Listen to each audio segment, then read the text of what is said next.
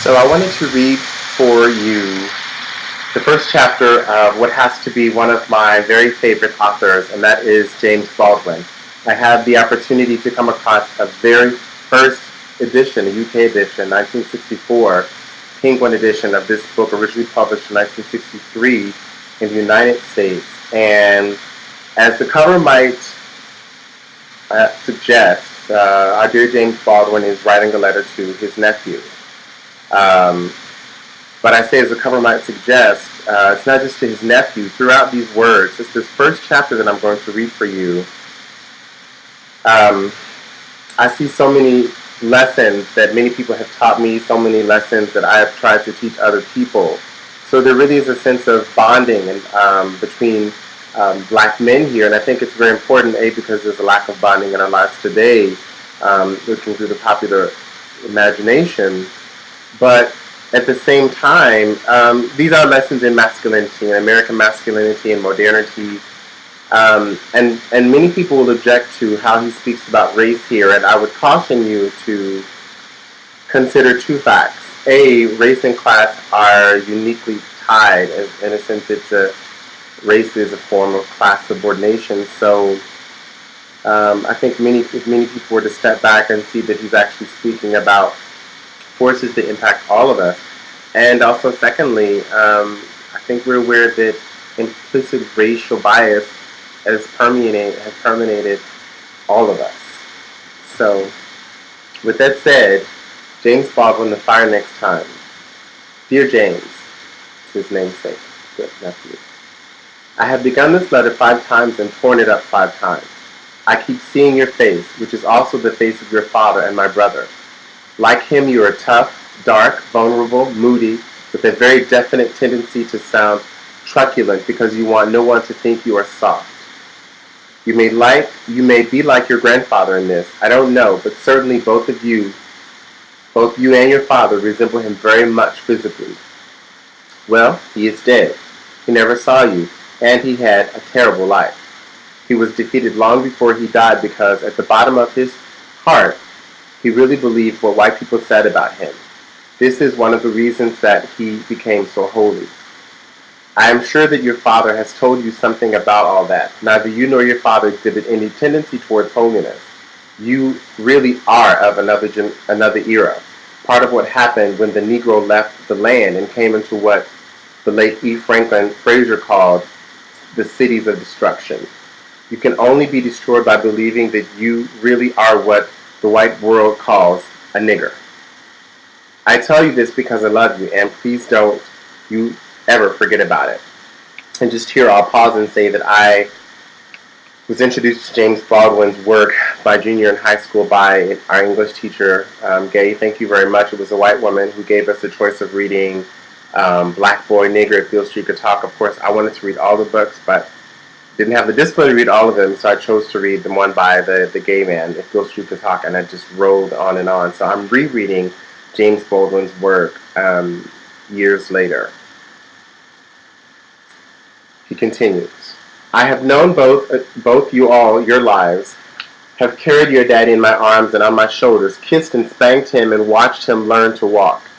I don't know if you've known anybody from that far back, if you've loved anybody that long. First as an infant, then as a child, then as a man, you gain a strange perspective on time and human pain and effort. Other people cannot see what I see whenever I look into your father's face. For behind your father's face, as it is today, are all those other faces which were his. Let him laugh, and I see a cellar your father does not remember, and a house he does not remember, and I hear in his present laughter his laughter as a child. Let him curse, and I remember him falling down the cellar steps and howling, and I remember with pain his tears which my hand or your grandmother's so easily wiped away. But no one's hand can wipe away those tears he sheds invisibly today, which one hears in his laughter and in his speech and in his songs. I know what the world has done to my brother and how narrowly he has survived it. And I know, which is much worse, and this is the crime of which I accuse my country and my countrymen, and for which neither I nor time nor history will ever forgive them, that they have destroyed and are destroying hundreds of thousands of lives and do not know it and do not want to know it. One can be, indeed, One must strive to become tough and philosophical concerning destruction and death, for this is what most of mankind has been best at since we have heard of man. But remember, most of mankind is not all of mankind. But it is not permissible that the authors of devastation should also be innocent.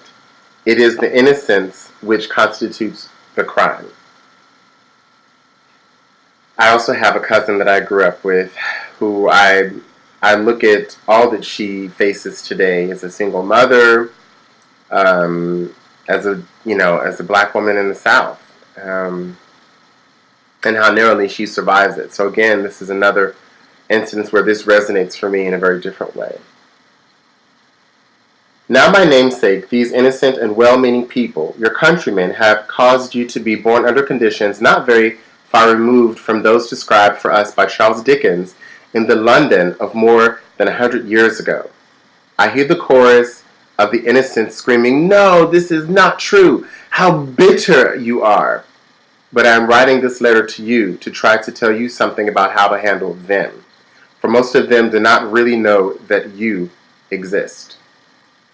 I know the conditions under which you were born, for I was there. Your countrymen were not there and haven't made it yet.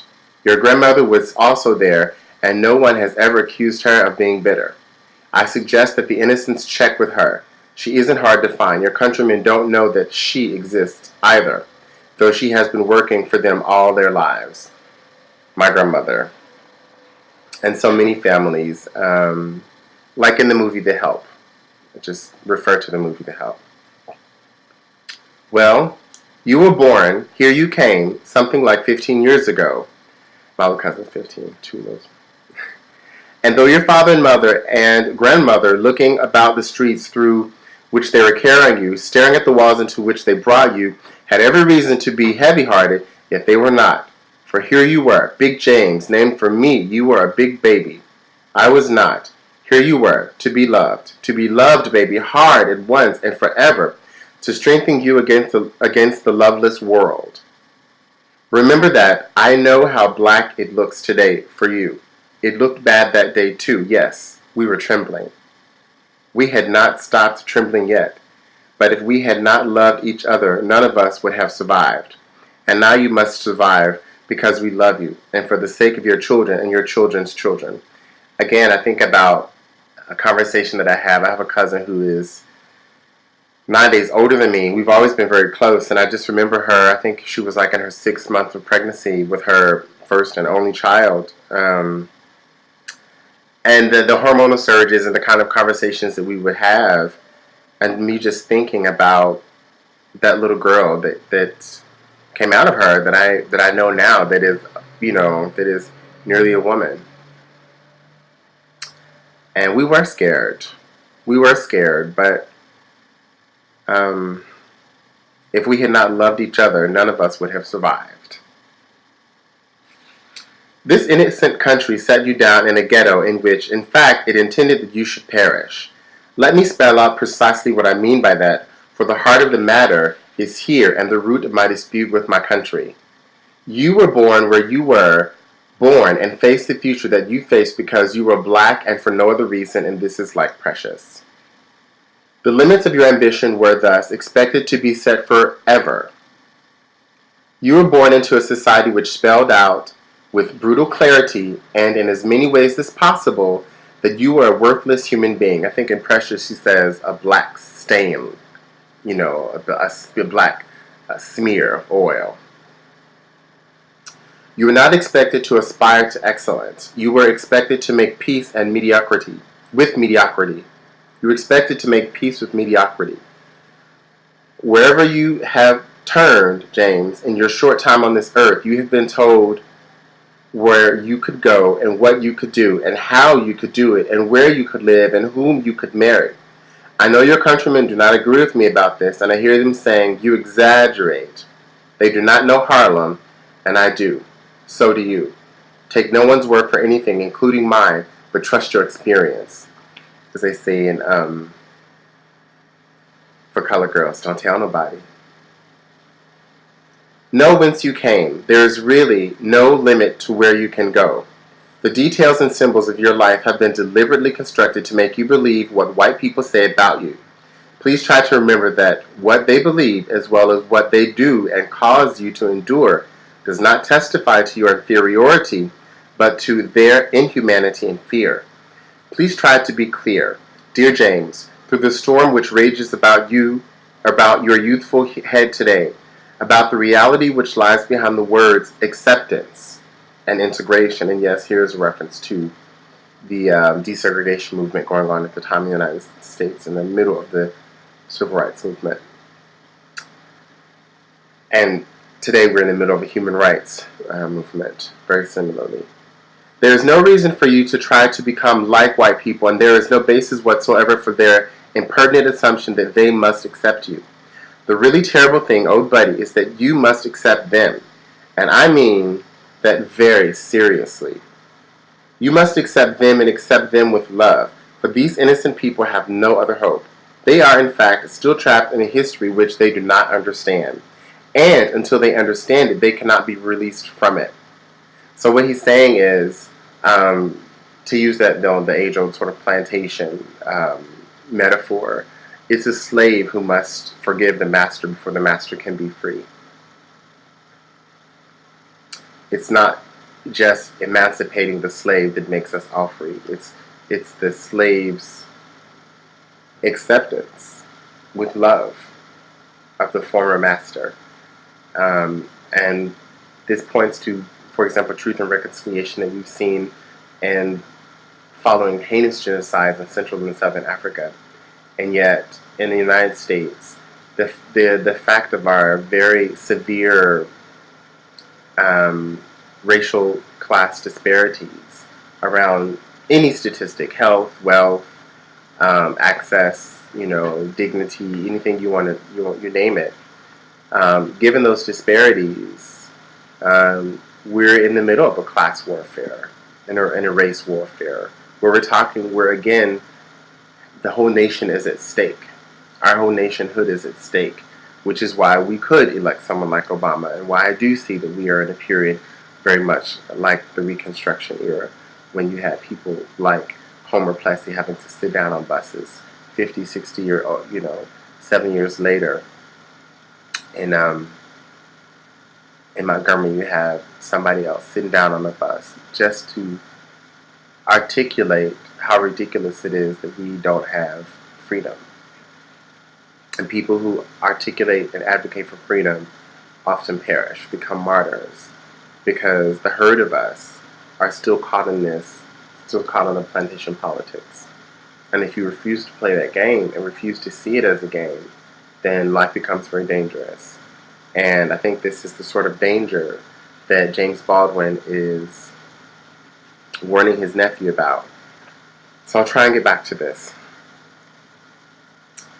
They have had to believe for many years and for innumerable reasons that black men are inferior to white men. Many of them, indeed, know better, but, as you will discover, people find it very difficult to act on what they know. To act is to be committed, and to be committed is to be in danger. In this case, the danger in the minds of most white Americans is the loss of their identity.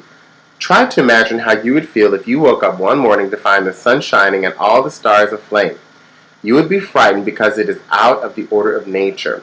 Any upheaval in the universe is terrifying because it so profoundly attacks one's sense of one's own reality.